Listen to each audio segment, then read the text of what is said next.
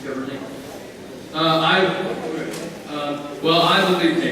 I believe that the Army, the military, serves one function, and that is to keep the rest of us here and the rest of us in this country safe. If the military is in need of more funding to a certain area of need, they're going to get it. There's no questions asked. That's not going to be disputed.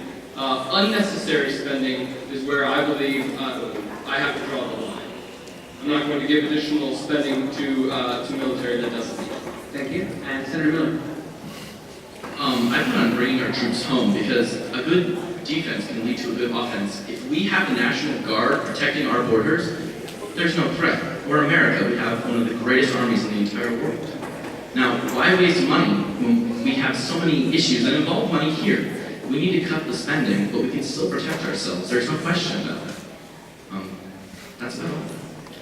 Thank you. Not for now. We'll try to get as many different questions from audience members as possible. What I'll try to do now, since I kind of directed that question to our potential presidents, is take a question from anyone who's got a question that could apply to our 3 senatorial candidates.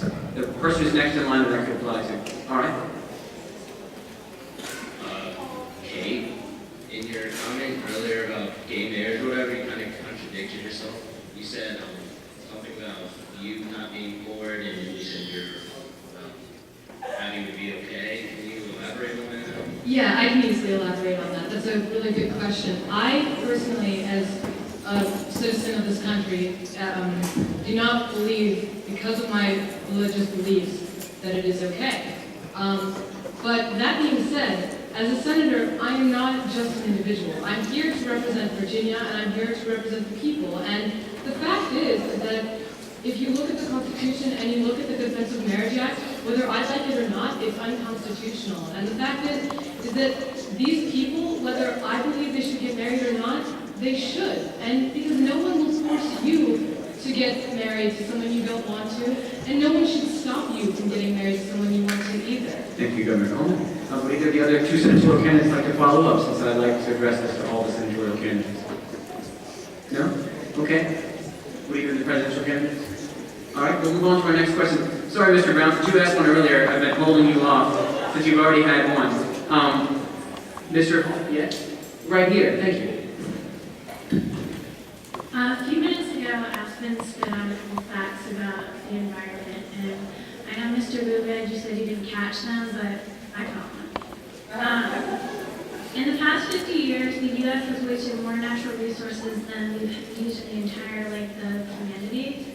So how do each of you presidential candidates plan on preserving the natural resources we have left?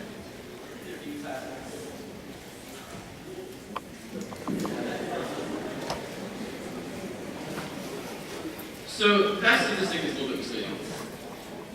Imagine, if you will, transposing yourself back to a time 50 years ago, 100 years ago, 200 years ago, 1,000 years ago. Do you really want to go back to that time? Humanity is moving forward, so it's only natural that we'll be using more resources.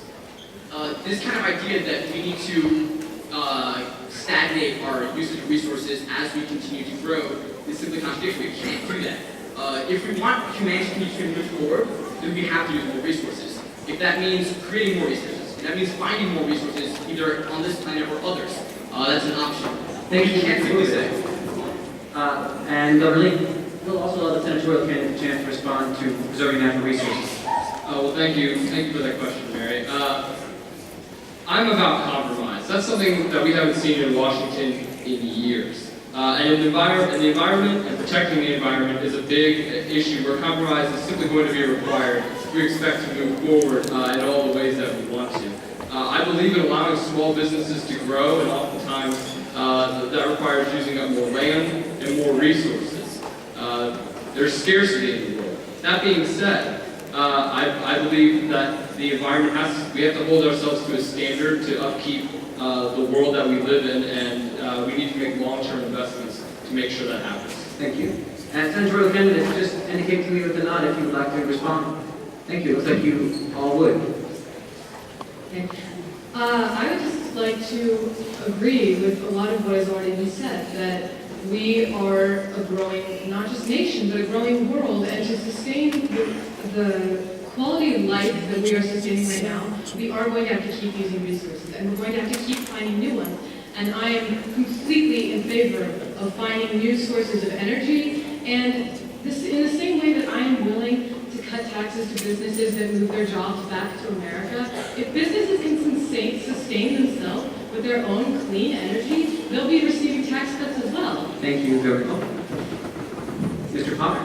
Now, prior to 50 years ago, of course we used less than we use now. We're a much bigger country and a much bigger planet than we are now. And we need resources to keep going. However, we've mismanaged these resources because of wasteful use of them, non-clean uses of them. We've damaged our planet, and so we need more resources, but we can find better ways to get those resources to ensure our health and the health of the future. Thank you, and Mayor King. The very definition of economics is the study of choices made in scarcity. And since we do live in a world where resources are not infinite, we have to find the optimal way to use these resources. And one of those is investing these resources into ways that will extend the amount of time that we have them. And I mean, if we run out, we run out. We won't have any more. This is what we have.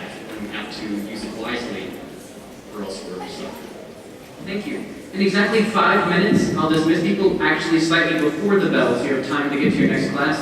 If until that time you're able to stay here and stay attentive, it'll be great to let us end with a bang. We'll turn to our next question. I'll give priority to non-seniors, since our seniors have been immersed in this project. Sir, are you a non-senior by chance?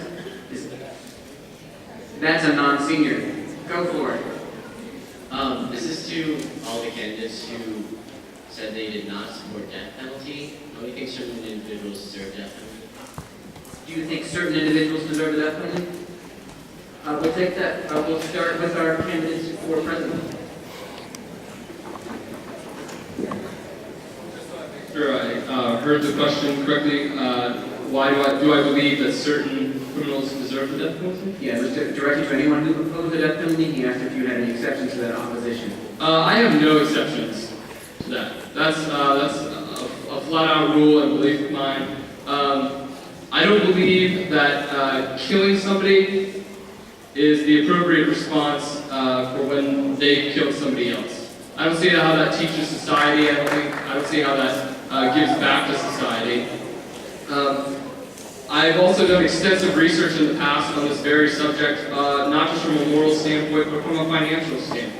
It is more expensive to put somebody to death than to keep them for life. Thank you, Governor Lee. Senator Miller. I may be the Green Party, but I don't believe we're animals. We don't need to kill each other off for punishment. Yes, some people need to stay out of the public for murder, etc., but we don't need to kill them. And like Mr. Lee said, that's a waste of resources. Thank you. Candidates over here who oppose the death penalty, are there any exceptions for you? Well, one of the key problems with our judicial system in this country is that a lot of it is focused on punishment instead of rehabilitation. And killing someone offers no possibility whatsoever of rehabilitating someone so they can fit into normal society. And it's just more, a life in prison without parole is more of a punishment to someone who deserves it than the death penalty would be. Thank you. Mr. Potter? I also believe that there should be no exceptions, although if you are a relative of a victim, you may feel that you want to get rid of this person and feel immense anger. How is taking the life of someone punishment for taking the life of someone else? It's completely immoral. Governor Coleman. I agree with Mr. Kane that rehabilitation is the way to go. With the death penalty, there are mistakes. There have been innocent people who have been put to death, and that alone is a reason. But of course, I'm pro-life, so how can I possibly be pro-death penalty? For our final 2 minutes, I want to allow each candidate a brief amount of time to say anything that has not been addressed yet that they think distinguishes them from the others, to let you, the voters, make your choice. If you have more questions, the candidates will be available to talk as they leave. If you're able to talk to them, that's great. Candidates, I'm going to give you a very brief amount of time, our final 2 minutes, to say anything you think that has not been mentioned yet that distinguishes you from your opponents. We'll begin with our candidates for president. Any one of you can take the mic.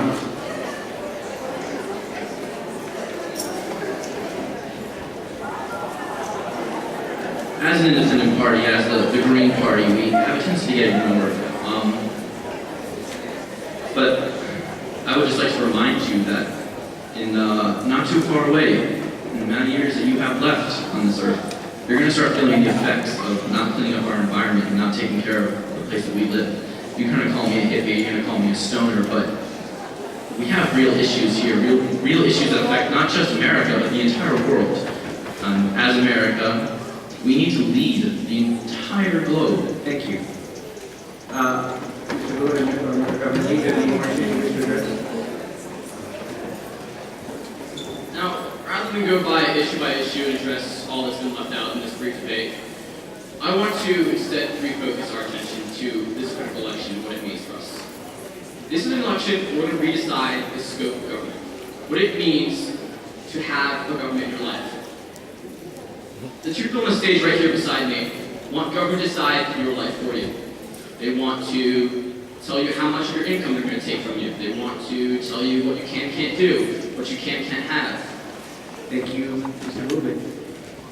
It's all too brief for all of us. Governor Lee. I'd like to bring up the issue of health coverage in this country, which I think really embodies my belief on what government should do for you individually. We have one candidate here, Mr. Miller, who his platform, frankly, doesn't focus on some of the issues that you care about. And then we have another candidate here, Mr. Gruabit, who's just not concerned about you individually as a middle class citizen. Why Governor Lee? Now, to cut you all off, there's more to say, and in a real debate and in a real election, we have months to say it in, but this has been great to see. Thank you all for coming to the 4th annual Charlottesville High School mock election debate. Drop off your